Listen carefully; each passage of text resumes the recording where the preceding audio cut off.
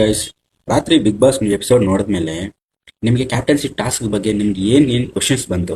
ಅವರಿಬ್ಬರು ಆಡಿದ ಆಟ ಒಂದು ಮಿಸ್ಟೇಕಿಂದ ಕ್ಯಾಪ್ಟನ್ಸಿ ಟಾಸ್ಕ್ನ ಕ್ಯಾನ್ಸಲ್ ಮಾಡುವಷ್ಟು ಸ್ಟೇಜ್ಗೆ ಹೋಗಿ ಮತ್ತೆ ಮನೆಯಲ್ಲಿರುವ ಪ್ರತಿಯೊಬ್ಬರಿಗೂ ವೋಟ್ ಅಪೀಲ್ ಕೊಟ್ಟು ಯಾರು ಸಪೋರ್ಟ್ ಮಾಡ್ತಾರೆ ಅವ್ರು ಕ್ಯಾಪ್ಟನ್ ಆಗ್ತಾರೆ ಅಂತ ಕೊಟ್ಟಿದ್ದು ವಿಷಯ ನಿಮ್ಗೆ ಹೇಗೆ ಅನಿಸ್ತು? ಧನುಷ್ ಕ್ಯಾಪ್ಟನ್ ಆಗಿದ್ದು ನಿಮ್ಗೆ ಇಷ್ಟ ಆಯ್ತಾ ಅಥವಾ ಅಶ್ವಿನಿ ಅವ್ರು ಕ್ಯಾಪ್ಟನ್ ಆಗಬೇಕಾಗಿತ್ತ? ನಿಮ್ಗೆ ಏನು ಅನ್ಸುತ್ತೆ ಈ ಕ್ಯಾಪ್ಟನ್ಸಿ ಬಗ್ಗೆ? ಆಮೇಲೆ ಈ ಮನೆ ಜನ ಎಲ್ಲರೂ ವೋಟ್ ಮಾಡಿ ಕೊಟ್ಟಿದ್ದ ರೀಸನ್ಸು ಯಾರು ಕರೆಕ್ಟ್ ಆಗಿತ್ತು, ಯಾರು ಕರೆಕ್ಟ್ ಆಗಿರಲಿಲ್ಲ, ಯಾರು ಕರೆಕ್ಟಾಗಿ ಕೊಟ್ಟಿದ್ದ ರೀಸನ್ಸ್ ನಿಮ್ಗೆ ಇಷ್ಟ ಆಗಿತ್ತು ಅವರ ಹೆಸರು ಕಮೆಂಟ್ ಮಾಡಿ. ಆಮೇಲೆ ಉತ್ತಮ ಮತ್ತು ಕಳಪೆ ಕೊಡೋ ರೀಸನ್ದಲ್ಲಿ ಅಶ್ವಿನಿ ಅವರು ಮತ್ತು ಗಿಲ್ಲಿ ಅವರು ತುಂಬ ಮಾತಾಡಿದ್ರು, ರಕ್ಷಿತಾ ಮತ್ತು ಧ್ರುವಂತ್ ಅವರು ತುಂಬ ಮಾತಾಡಿದ್ರು. ಈ ಎರಡು ಟಾಪಿಕಲ್ಲಿ ಉತ್ತಮ ಇವರಿಬ್ಬರದೇ ತುಂಬ ಹೈ ಲೆವೆಲ್ ಆಗಿ ಉತ್ತಮ ಕಳಪೆ ಕೊಟ್ಟಿದ್ದು ರೀಸನ್ಸು. ಅದರಲ್ಲಿ ನಿಮ್ಗೆ ಯಾರು ತುಂಬ ಇಷ್ಟ ಆಯಿತು? ಗಿಲ್ಲಿ ಮಾತಾಡಿದ್ದು ಕರೆಕ್ಟ್ ಅನ್ನಿಸ್ತಾ ಅಥವಾ ಅಶ್ವಿನಿ ಅವ್ರು ಮಾತಾಡಿದ್ದು ಕರೆಕ್ಟ್ ಅನ್ನಿಸ್ತಾ? ಆಮೇಲೆ ಇವತ್ತು ಕಿಚ್ಚ ಬಾಸ್ ಬರ್ತಾ ಇದ್ದಾರೆ ಎಪಿಸೋಡಲ್ಲಿ. ಸೊ ಕಿಚ್ಚನ ಪಂಚಾಯಿತಿಯಲ್ಲಿ ನೀವು ಯಾವ್ಯಾವ ಟಾಪಿಕ್ ಬಗ್ಗೆ ಮಾತಾಡಬೇಕು ಅಂತ ನಿಮ್ಗೆ ಅನಿಸುತ್ತೆ?